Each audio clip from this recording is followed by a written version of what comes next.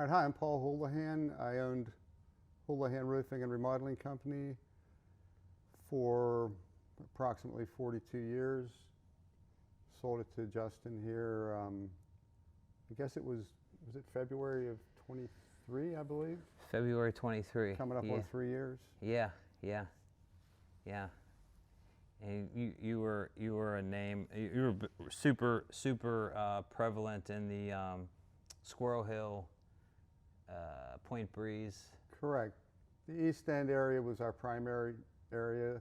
We worked all over Allegheny County, but the office was located in Greenfield, and we had a lot of customers in that area: Squirrel Hill, Greenfield, Regent Square, Point Breeze, Highland Park.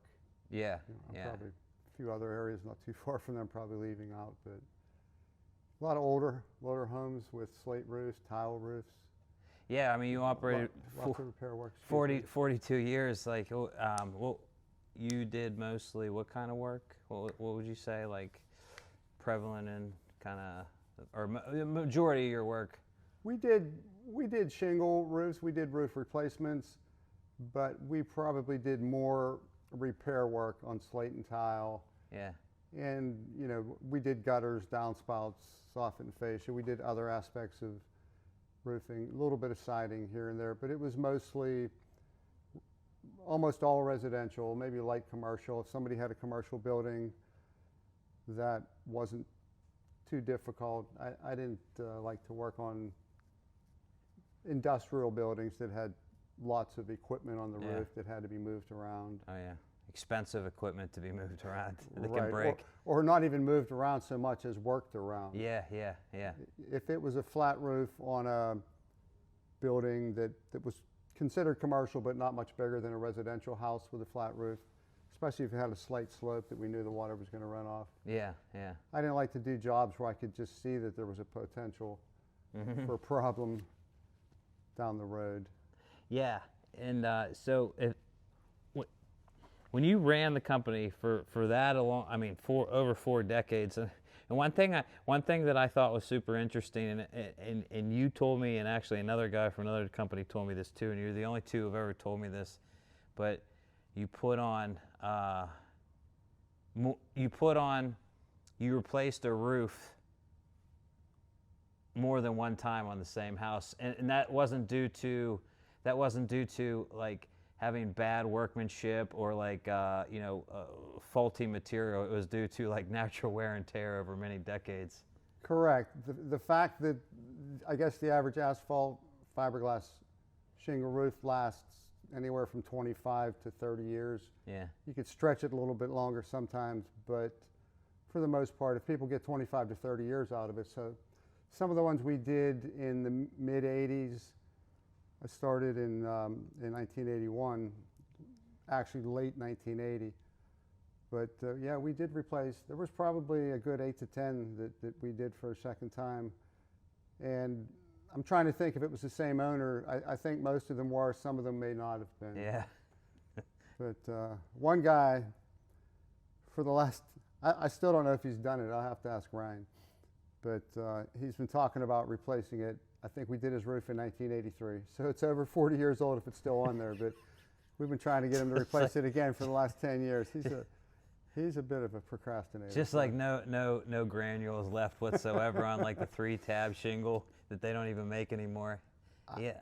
I was on that roof shortly before I sold the company, or maybe during the 8 months that I stayed on after I actually sold, and it still wasn't terrible. They used to make a really good 3-tab shingle back before the dimensional shingles took over. Yeah. But they don't last forever. So. Right. And what did, like, I guess, was there a reason why you like started thinking about selling at some point in time? Was just got tired of running it, or just wanted to do other things? Yeah, it was a little bit of everything. I was getting older, and I didn't want to work until I was 70. I was still active. I never hired a salesman. When somebody would call for an estimate, I would go out and actually climb on the roof the old school way without a drone. And so even though I wasn't actually working on every job, I was still climbing ladders to measure roofs and try to diagnose a leak. And that was getting a little bit harder to do the older I got. And the fact that just getting a little tired of it. Yeah. Dealing with people, and most of the people were great, but the ones that weren't, I think they made an impact. Yeah. So well, I remember your old school way of looking at roofs, of going out and bidding roofs, because I went out with you for like 2 or 3 months, like a few days a week. I remember bidding jobs. We'd bid, and you'd show me your process and everything. And I remember having to drag those ladders off every single time. And I'd always like look for like a hillside close, especially if it was like a repair, like a slate repair or something. I was like, the shortest. Yeah. Hey, let's not. Let's not drag this 40-footer off, and just let me look 40 feet back here and see how many shingle or how many slates are gone. And do it that way, But so yeah, that's definitely a lot of work too. And I think I remember, like, you were, I think a broker. You had a broker, right? Correct. In the beginning, I kind of threw it out there to a few people before I hired the broker to sell the company, and there wasn't much I didn't get any feedback. So then, I just figured that might be the only way to do it, to actually get the word out there, was to hire a broker. So I did, and then, as it turns out, I found out through another source that you were interested, that you could possibly be interested. And so we continued with the broker. Yeah, because you were under contract with him. Yeah, but it helped that way as far as handling. It's kind of like selling a house without a realtor. With a realtor, and even if you find a buyer, you can still use the realtor to handle the closing and all that. Yeah. So that's what we did. I think it was somebody through like Beacon Supply, kind of got us together somehow. Yeah. One of the sales reps, maybe. I should mention his name or not. Oh, I don't think he cares. Yeah. Okay, Eric Petty. He was. Yeah. He came out to me and said, "I know a guy that might be interested." I'm like, "That's great." Yeah. Put me in touch with him, and then I remember coming out to meet you here, and we talked about it for a while, and everything was smooth sailing from there. Yeah, and our deal was, we agreed on a sale price, and we did like a kind of a seller. We did something called a seller finance deal, which basically meant like I gave Paul a chunk of money, and then we agreed on the next year I gave him another chunk, and the year after that, it was only 3 years, right? Right, 3 payments. 3 payments, yeah, 2 years. So it was actually 2 years, but there was no issues. I remember being a little concerned. Sure, in the beginning. I didn't know you from Adam, but worked out great. Yeah, I was just like, hey, I promise I'll pay you. But right. Obviously we signed, all the paperwork, and I had to give my personal guarantee and everything, which I know. Well, I always find it interesting because any time that we have a seller finance agreement, I'll give my company guarantee, which is all the companies under our holdings, right? And then Which is a lot. Yeah, and then they'll also come, and then the opposite lawyer, like the seller's lawyer, will always come back like, well, we want a personal guarantee too. And I always think it's interesting too, because if I didn't have the company, I don't have anything. So like, yeah, sure, you can have my personal guarantee. Exactly. If the company goes under, I'm not. No problem. Yeah, you can't get blood from a stone. So sure, I don't give a shit. What and you did. We worked together for a while.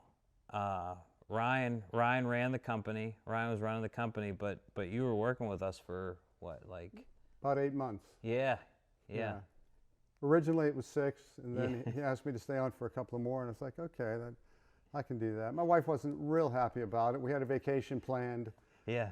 It was supposed to, the 6 months was supposed to be up the end of August, and we had already planned a trip for early September. I said to Ryan, yeah, I'll stay on a couple more months, but give me a week or so, Yeah. Well, I think I remember Ryan after the second set of months. I think I remember we were talking about it, and he was like, hey, you think Paul will stay on for a little bit longer? And I was like, I think you're pushing it. I don't think so. So I don't know if he ever asked you or not, but I think he didn't, you know. Actually, he did.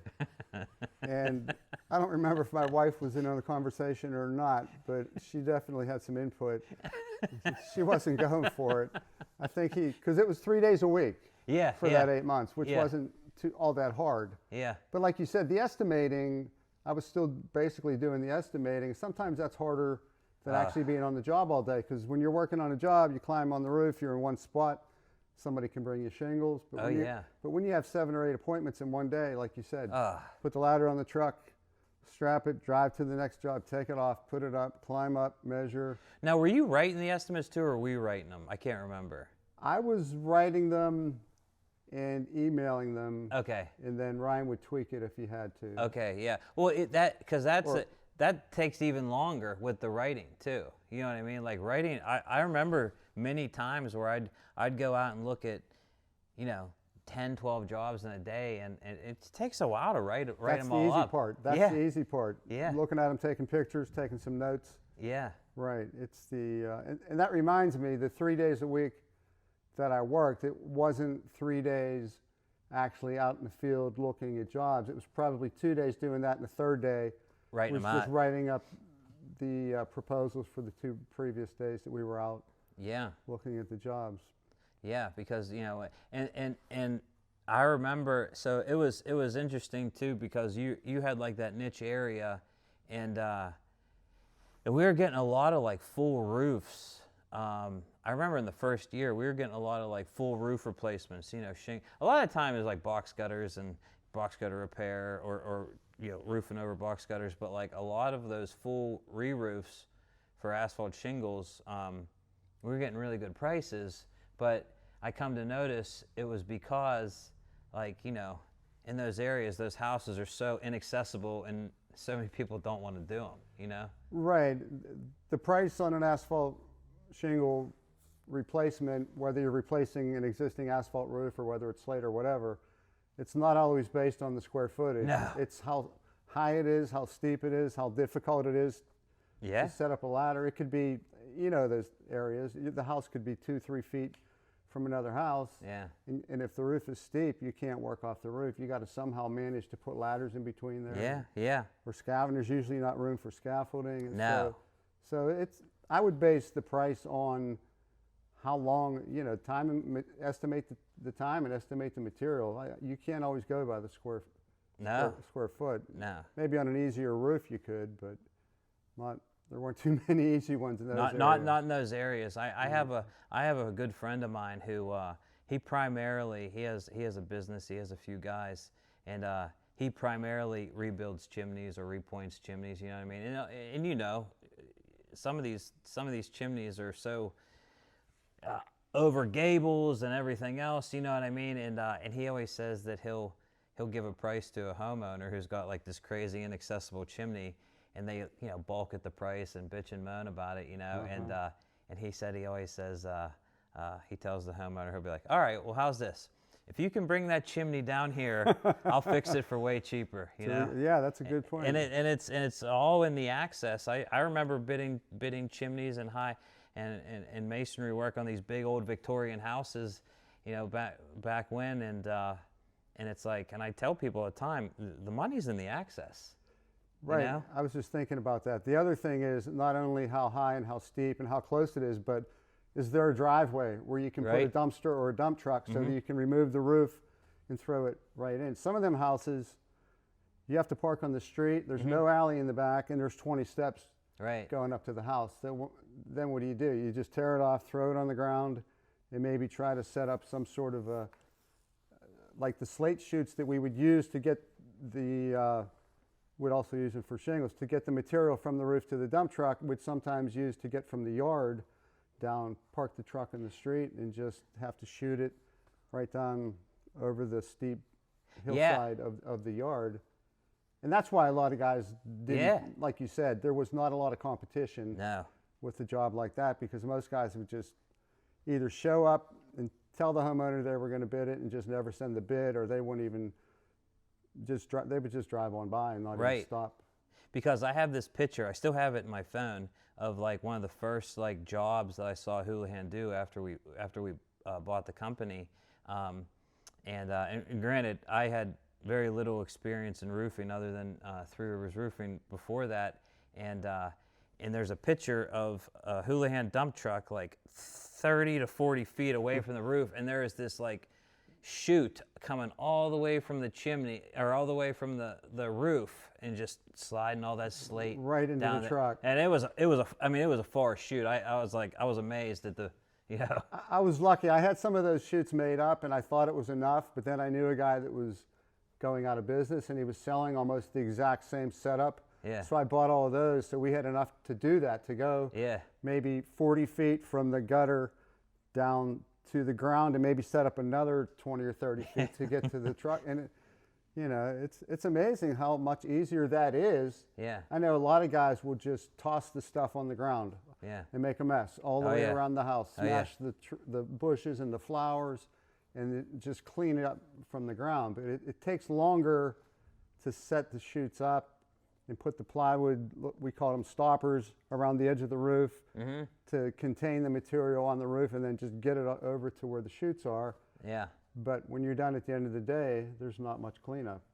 Just take the chutes down, and you know, the customer's happy if you don't kill all their flowers. Oh God, I know. I did. Now it's like, aside from like me, the thought of me not paying you, or like, what was there like any other like worries that you had with retiring and selling the company, or? No, I wouldn't say worries. I was really happy that you were interested.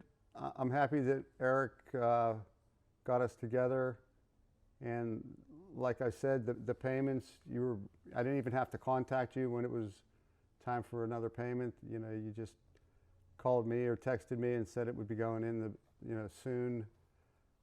I'm glad. I'm staying busy. It's not like I'm sitting at home watching The Price is Right every day, you know. So there's lots to do. I'm amazed at how busy life is in retirement. I have a couple rental properties, and I can work on them. And when I was working, I was too busy to do all the maintenance and cut the grass and all that. And now that I'm retired, I decided to do that. I'm wondering if that was a good idea or not, but it's good exercise. Yeah, what, 3 or 4 rentals, huh? Yeah, I have 3 duplexes, and then the building in Braddock, which I still own, that you rent to use for the trucks and the material down there. Hopefully that's working out okay. Yeah, no, it is, and that's what, like, we wanted. We don't like to change anything if we can help it, because, you know, I mean, right now we're in Bethel Park, right? And what if Ryan told, you know, all your guys, like, hey, we don't want to pay rent to Paul down in Braddock, everyone show up here, you know what I mean? And it's just like, it disrupts the process, and it makes everybody, you know, just, it's unnecessary in my opinion. Like, if it worked for you, it should work for me, you know? I agree, and I hopefully it has. And there are some people that don't like change. Oh God, I know. You know, especially roofers. Yeah.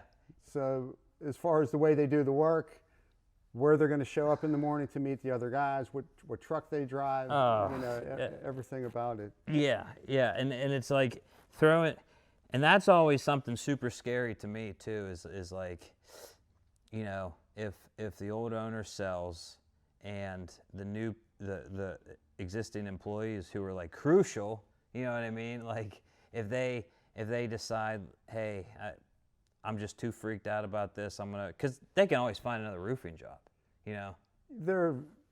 I don't think any experienced roofer that can show up on time every day would have they could probably get a job the next day without any problem whatsoever. Yeah. And, you know, construction too, people are like, you know, they almost just like guns for hire at times. Like they just hop from company to company. So it's not totally difficult. And that's, for me, that's always a big fear, like losing a portion of the workforce just out of like fear of, you know, what's he going to do when he buys the company. Exactly. And when you asked about my concerns or worries about selling the company, that was one of the things that concerned me. I didn't want to, for a while, before I decided to sell, I thought, well, maybe I'll just shut everything down, sell the truck, sell the equipment, and I don't know, maybe even sell the customer list if that's a thing you can do without selling the actual company. But I had some long-term employees, and I didn't want them to just be out of a job. So I kind of was happy when I found that you would be willing to buy the company and rent the building in Braddock where they met every morning, where I kept the trucks and the equipment and the material, so that they could, you know, the transition was pretty smooth. They could just go from working for me to working for you, and not a whole lot changed. Yeah, yeah, and that's something I always stress on you know, like the guys running the company. It's like, look, we just want to go, you know, follow this roadmap that's been going on the last 42 years, and they're really good at it too, and also obviously incorporating like any things that we can improve. Sure. You know, just by low-hanging fruit, like, hey, now you could start putting some masonry on your bids now, or you know, we have all these gutter machines that can just sell you gutters now, or shit like that. Right, that's nice. Yeah, that's nice. Yeah, that's. I mean, like I said, other than that though, it's not. You know, we definitely don't try to change anything, especially the name too. Like I was just talking to some guy like 6 months ago, and he was like, "Here, you know what you need to start doing? You need to start putting all these companies under one name and start working on your branding." And I was like, "That is insane to me. That is totally insane to me to eliminate." Like I said, I mean, you started the company before I was born, and all that history is just what I'm trying to eliminate it. You know, why even buy it?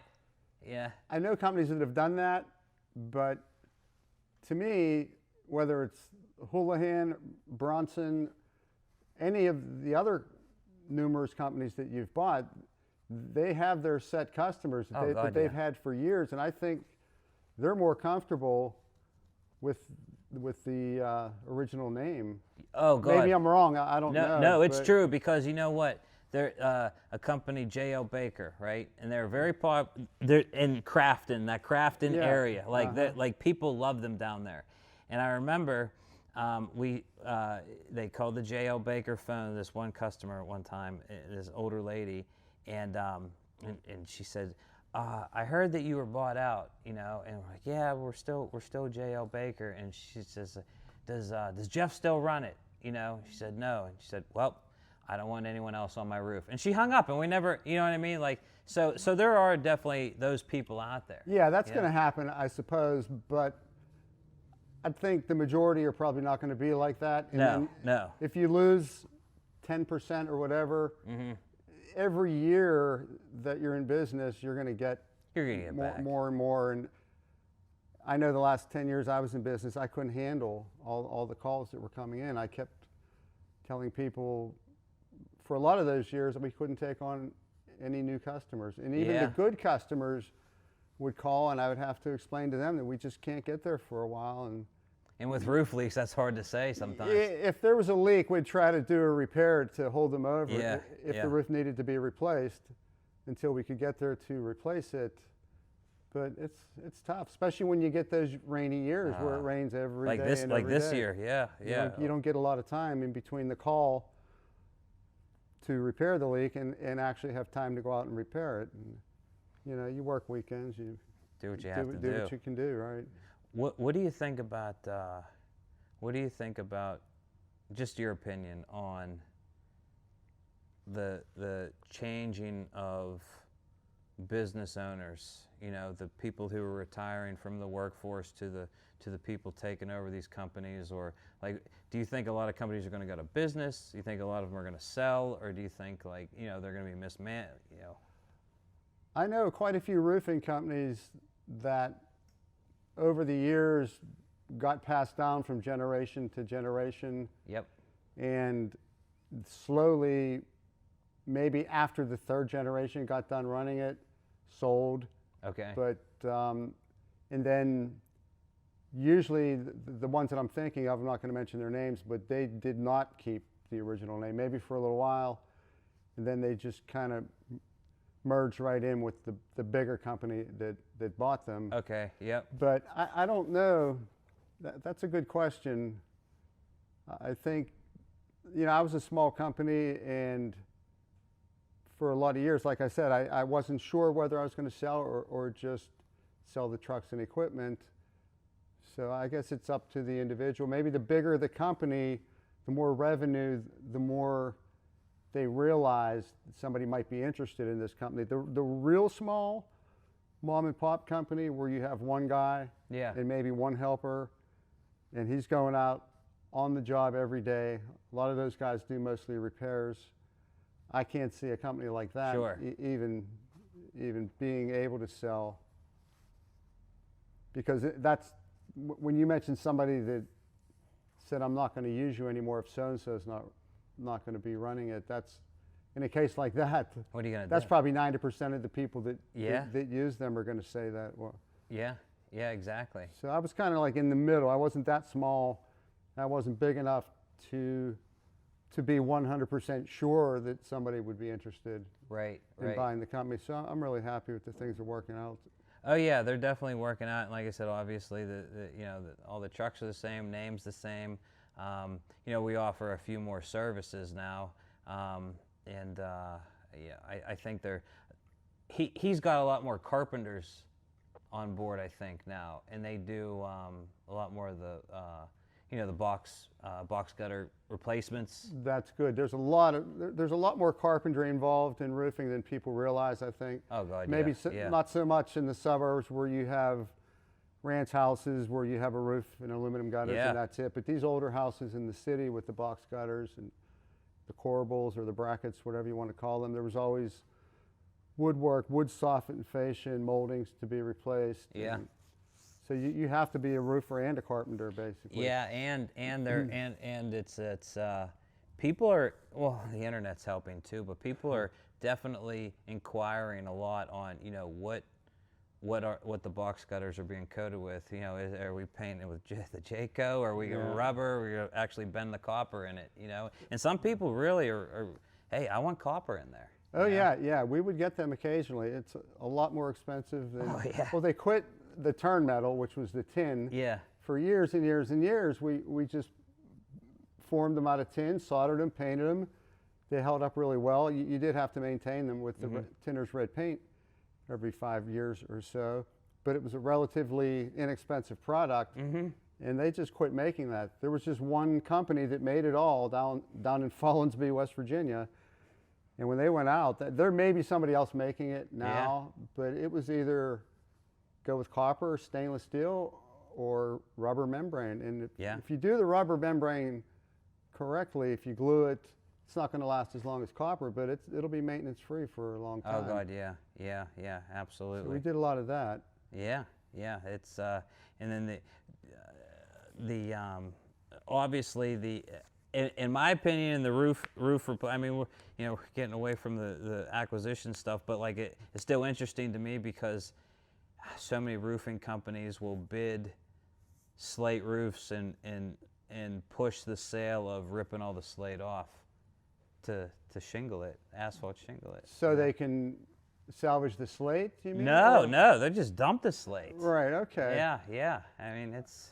Yeah, I think, I know, like you said, we're getting away from the acquisition part of it, but to continue with the technical part of it, a lot of times people, I think, would be suspicious if we told them their slate roof was bad and had to be replaced, but they didn't realize there's different degrees of slate. And some of it, after 70 years, it just turns to dust. Oh, God, it's garbage. They thought we were trying to sell them a new roof that they didn't need.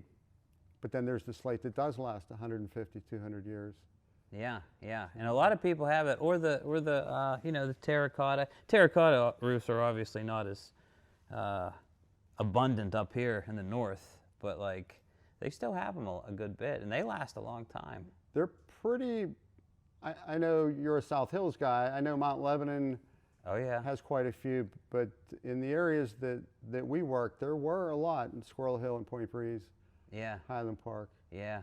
And the tile usually doesn't wear out like the No. slate does. Once in a great while, they will, and I think that's because they're defective. But they were, they were not the easiest to repair either. No, they're absolutely not. The more we talk about this, the more I realize I don't miss this.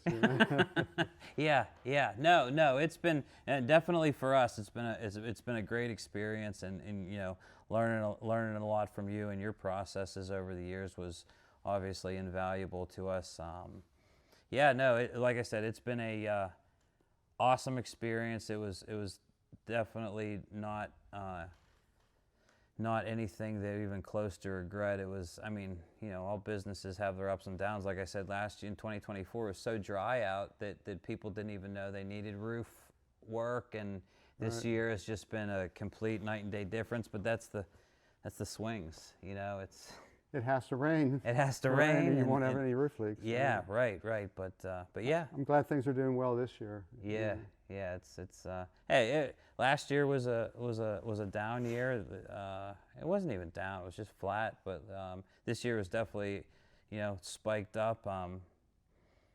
Won't be the first. It wasn't the first. Won't be the last. The roller coaster of emotions here, and trying to manage businesses properly. But yeah. Thank you very much, Paul. Really appreciate it. You're welcome. Yeah. Thank you. Awesome. Thank you. Yeah. Great. That's it.